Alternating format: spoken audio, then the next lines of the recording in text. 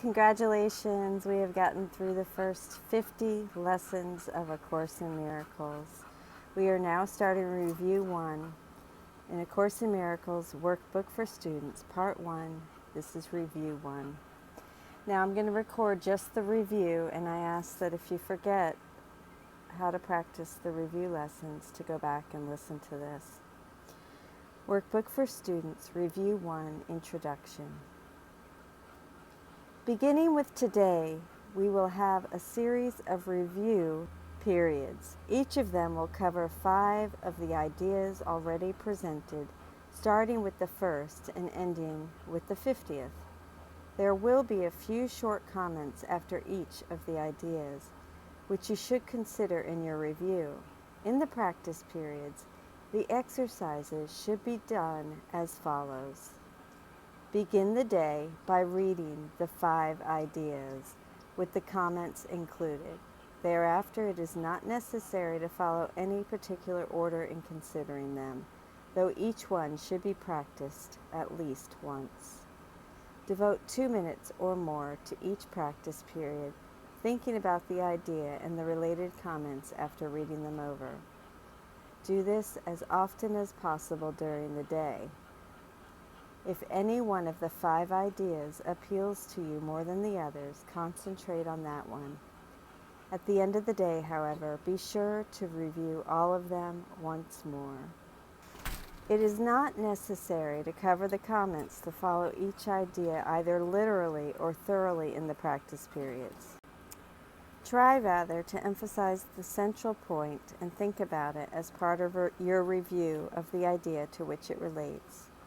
After you have read the idea and the related comments, the exercises should be done with your eyes closed and when you are alone in a quiet place, if possible. This is emphasized for practice periods at your stage of learning. It will be necessary, however, that you learn to require no special settings in which to apply what you have learned.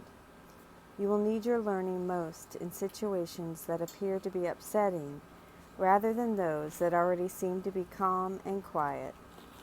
The purpose of your learning is to enable you to bring the quiet with you and to heal distress and turmoil. This is not done by avoiding them and seeking a haven of isolation for yourself. You will yet learn that peace is part of you and requires only that you be there to embrace any situation in which you are. And finally, you will learn that there is no limit to where you are, so that your peace is everywhere, as you are. You will note that, for review purposes, some of the ideas are not given in quite their original form. Use them as they are given here. It is not necessary to return to the original statements, nor to apply the ideas as was suggested then. We are now emphasizing the relationships among the first 50 of the ideas we have covered, and the cohesiveness of the thought system to which they are leading you. Robert Perry and Alan Watson's commentaries on the Workbook for Students in A Course in Miracles to this. This is a Review 1 Introduction and Lessons 51 to 60. In Review 1, the 3rd and 4th paragraphs present a theory of practice that is useful in understanding why the workbook is structured as it is. In fact, the paragraphs imply a lot about the importance of structure itself, which changes as we progress in our practice. 5 degrees of structure are indicated here, moving from highly structured to almost none. Highly structured with formal setting. In the beginning of our study, the Course recommends quite highly structured, I don't know why I can't say that, practice with attention to certain forms. The earliest lessons in the workbook all go to great lengths, spelling out the specific details concerning how the lesson should be practiced. In this review, for instance, we are told we do not need to review the comments after each of the 5 daily thoughts in any great detail. Rather, we are to focus on the central point and think about that, allowing related ideas to come to us as we have been doing in recent lessons. In addition, we are told that the exercises should be done with your eyes closed and when you are alone in a quiet place if possible. This is what I mean when I say it pays attention to form. It deals with where we should be in a quiet place and specifically what we should do with our eyes. It adds that this kind of instruction is emphasized for practice periods at your stage of learning, which is obviously understood to be the beginning stage. The idea behind this sort of instruction seems to be that at the beginning stage we need structure, and we need physical solitude and quietness. We need to close our eyes to shut out distractions because our minds have not sufficiently trained to ignore the distractions without doing so. We are training ourselves to have inner peace. And at the beginning, it is helpful to encourage that state of mind by arranging our environment. Setting. As we advance, it will become necessary to give up the formal setting and structure so that we can learn to require no special settings in which to apply what you have learned. Initially, to find peace of mind, we need a quiet place. We need to close our eyes. But as we go on, the intent is that we begin to apply our learning in situations that appear to be upsetting. After all, when is peace most needed? Obviously, it is needed when something happens that seems to upset us. We have begun to advance when we learn to generalize, when we are able to take what we have learned in the laboratory of quiet practice and apply it in distressing situations. This will happen almost without conscious volition. Suddenly we will notice the things that used to instantly upset us no longer do so. Or we will find ourselves reacting with love instead of anger. The workbook practice encourages this spread of the lessons into our lives by asking us to remember the thought for the day whenever something that happens that upsets us.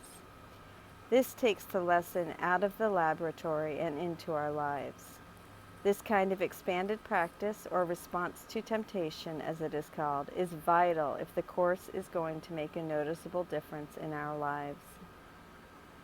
Bringing peace with us. As our practice of the first sort continues and as we begin to respond to upsets, by choosing to experience peace instead of the upset, we begin to move into a third stage. We start to bring peace with us into every situation. In the second stage, we are reacting to a situation and choosing peace. Here we are proactively bringing peace with us into distress and turmoil, healing the situations we find. Our quiet practice has established a certain level of peace within our minds, and now we bring the quiet with us as we move through our days.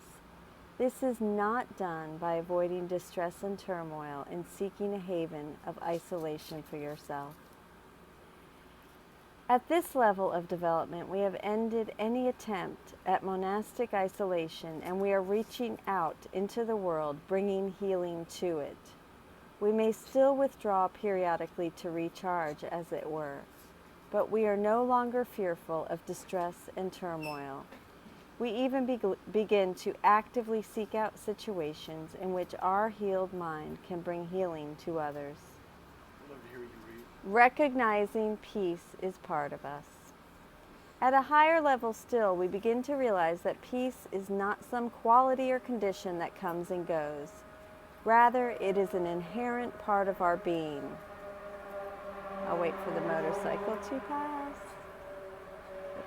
Here we have realized that peace is not conditional. It does not depend on conditions. It is inherent in our nature.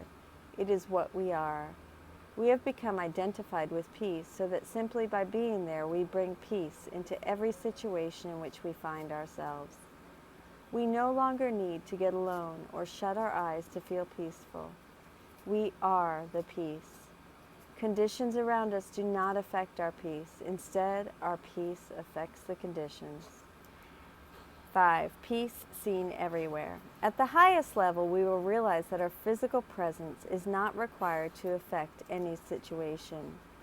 We realize that there is no limit to where you are, so that your peace is everywhere as you are. This is the state of mind of the advanced teacher of God, or what in some circles might be called a realized master. This state of mind will not long abide in a body because it has transcended body limitations.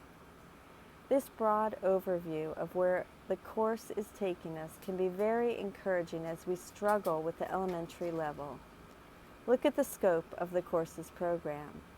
Starting with a level at which our peace is so vulnerable that we must close our eyes and shut out the world, it moves to transcend the world entirely.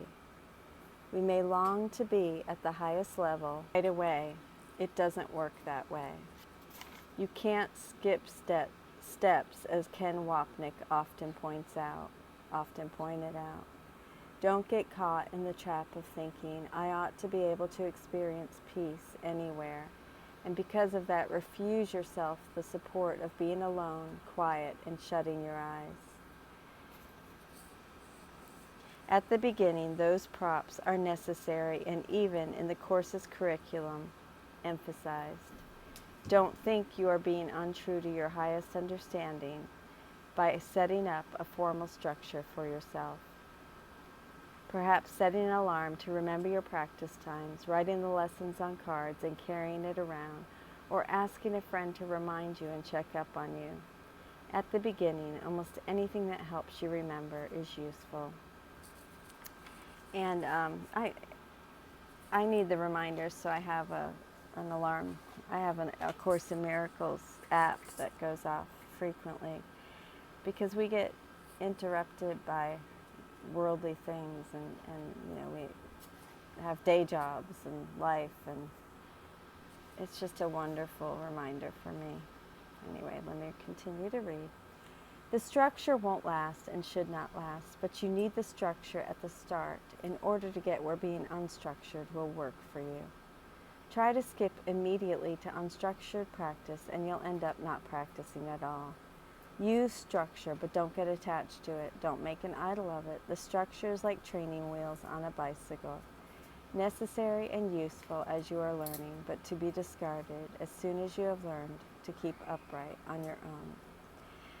I feel a lot of teachers, maybe especially those that can live this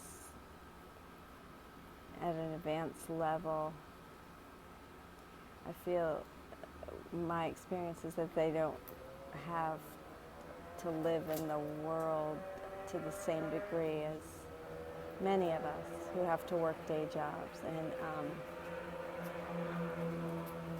it's just, and maybe they don't have children or haven't had children in some time. I don't know, I've been in this since 2007 and I still need structure. Anyway, it is what it is. There's nothing wrong with it.